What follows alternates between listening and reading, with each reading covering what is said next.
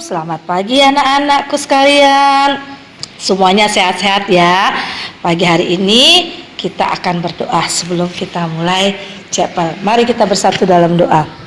Bapa kami dalam surga, kami bersyukur, kami berterima kasih di pagi hari ini yang indah Tuhan. Engkau memberikan kami kesehatan yang daripadamu ya Bapa. Pagi ini kami akan mulai chapel Tuhan. Biarlah Tuhan yang memberkati kami, Tuhan yang memimpin kami dari awal, pertengahan hingga akhirnya. Di dalam nama Tuhan Yesus kami telah berdoa dan mengucap syukur. Haleluya. Amin. Sungai sukacitamu mengalir dalamku. Oh yes.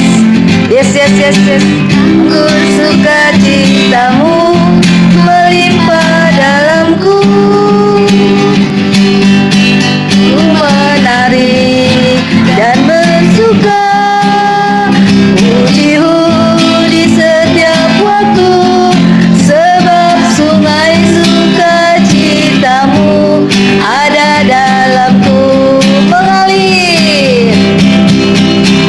Mengalir bersamamu, bersuka di dalammu, mengikutimu Tuhan dalam kegerakanmu,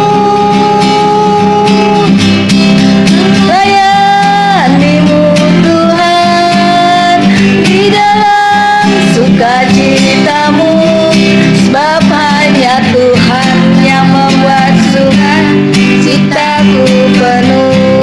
Ya, sekali lagi, sungai sukacitamu, sungai sukacitamu mengalir dalamku. Oh yes, anggur sukacitamu melimpah dalamku. Ku menari dan bersuka, pujimu di setiap waktu, sebab sungai sukacitamu ada dalamku. Mengalir bersamamu, bersuka di dalammu, mengikutimu Tuhan dalam kegerakanmu, melayanimu Tuhan di dalam sukacitamu, sebab hanya Tuhan yang membuat sukacitaku penuh. Sebab hanya Tuhan yang membuat sukacitaku penuh. Nah, tadi kita sudah menyanyikan lagu Sungai Sukacitaku. Semuanya semangat ya. Sekarang tibalah kita akan mendengarkan firman Tuhan. Mari kita angkat satu buah pujian, Lingkupiku.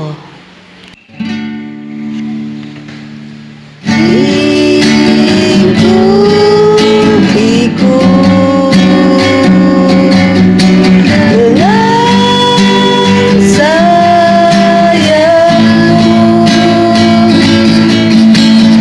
naungiku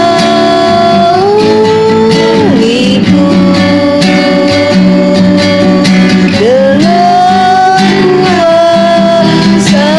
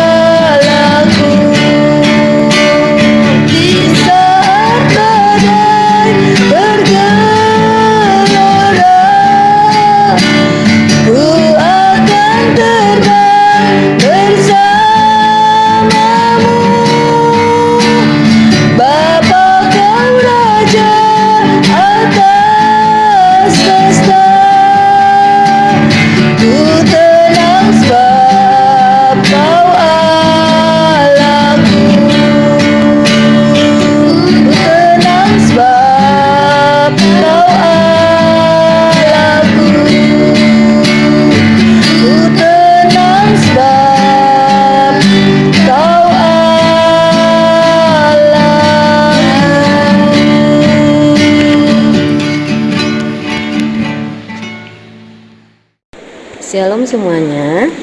Masih tetap semangat ya untuk mendengarkan firman Tuhan pagi hari ini.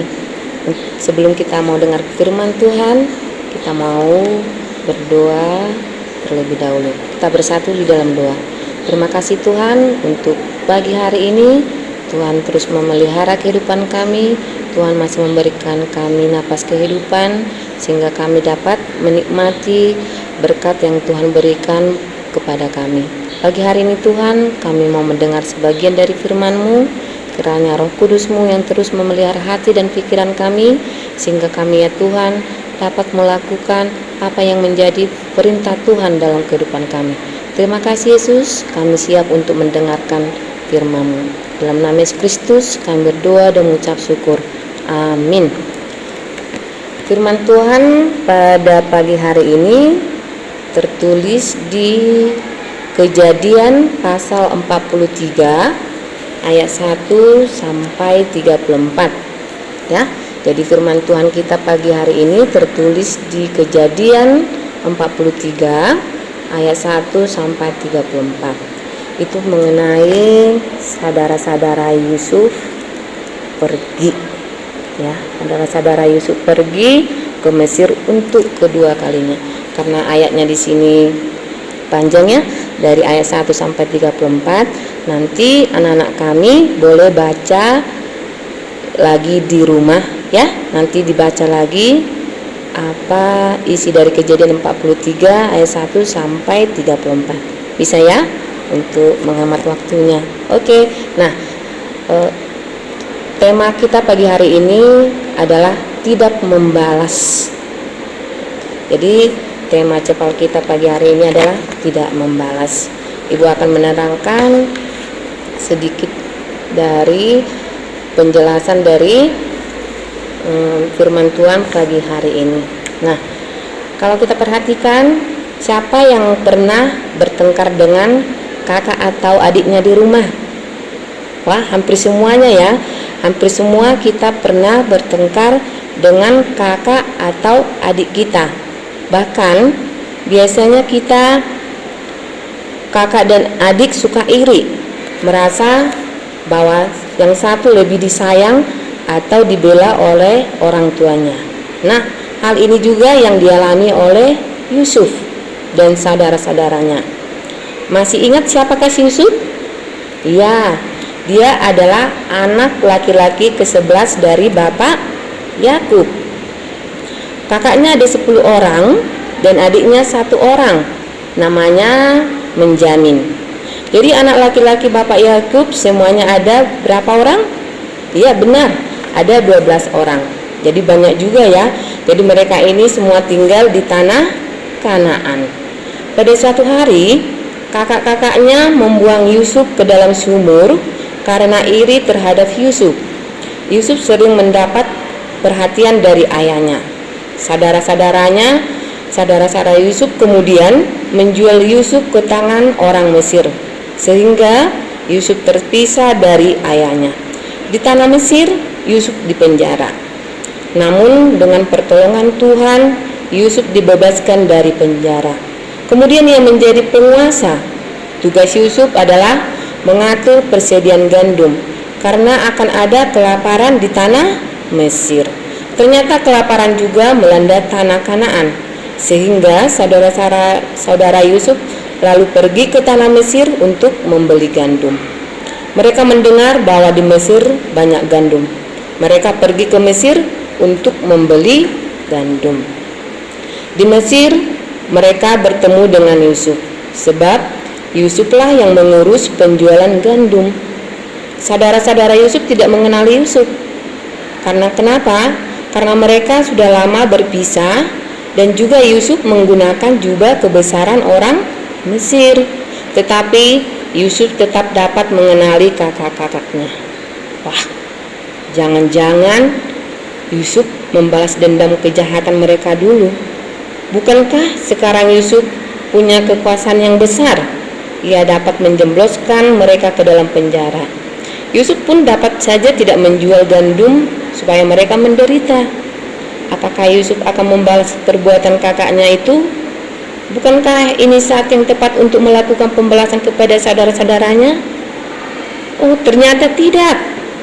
Ternyata Yusuf tidak mau membalas perbuatan saudara-saudaranya, sebab ia telah memaafkan mereka. Sebaliknya, Yusuf mengajak saudara-saudaranya untuk makan bersama di rumahnya yang megah. Yusuf menyuruh pelayannya untuk menyediakan makanan yang enak dan lezat untuk mereka semua. Yusuf tidak menunjukkan kemarahan sedikit pun. Ia terharu hingga menangis karena dapat bertemu kembali dengan kakak dan adiknya Benyamin. Mereka pun makan bersama dengan penuh sukacita. Mereka duduk berurutan menurut usia mereka. Nah, kalau ibu tanya sekarang, kamu pernah nggak disakiti oleh kakak atau saudaramu?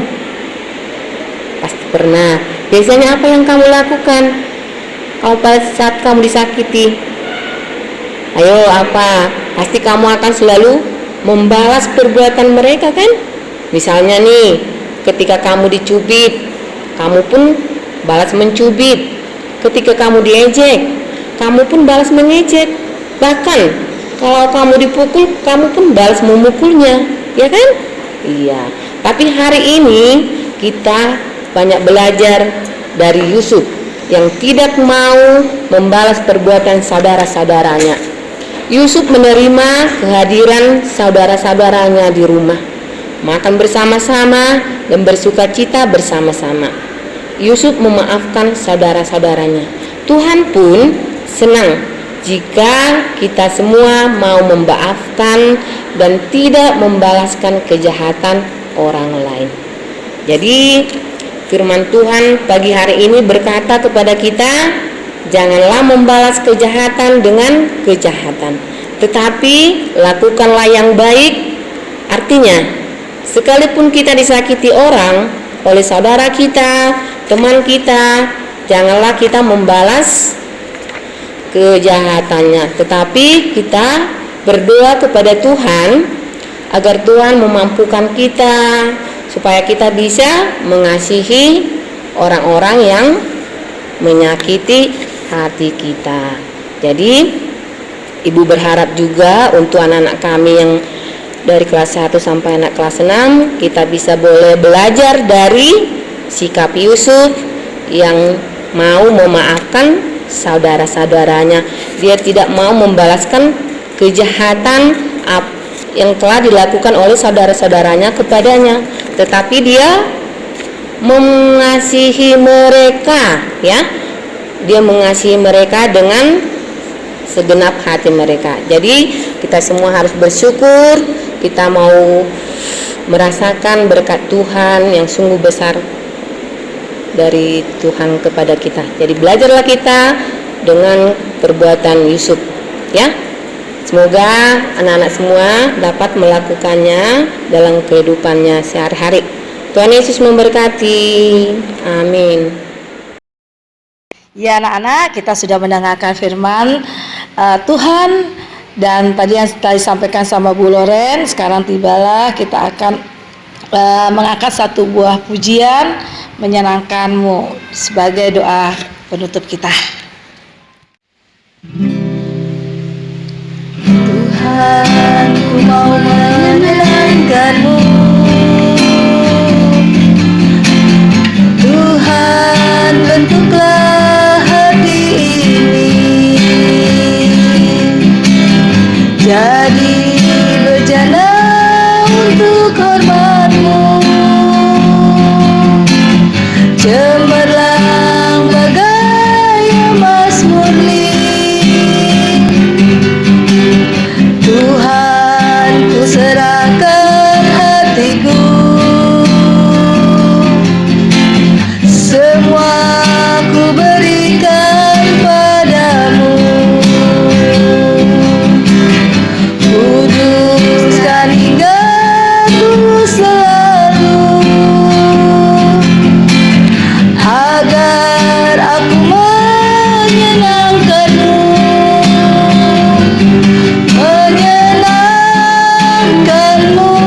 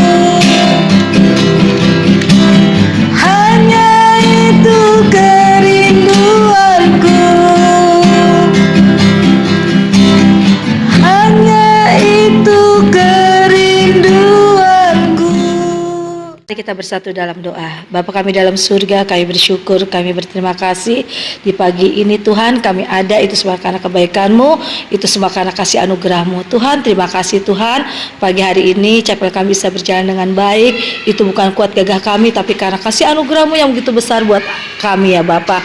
Terima kasih Tuhan Yesus, biarlah anak-anak kami bisa melakukan pembelajaran hari ini Tuhan, atas kehendak-Mu, atas pimpinan-Mu, atas tuntunan-Mu ya Bapa. Terima kasih ya Bapa, terima kasih ya Roh Kudus.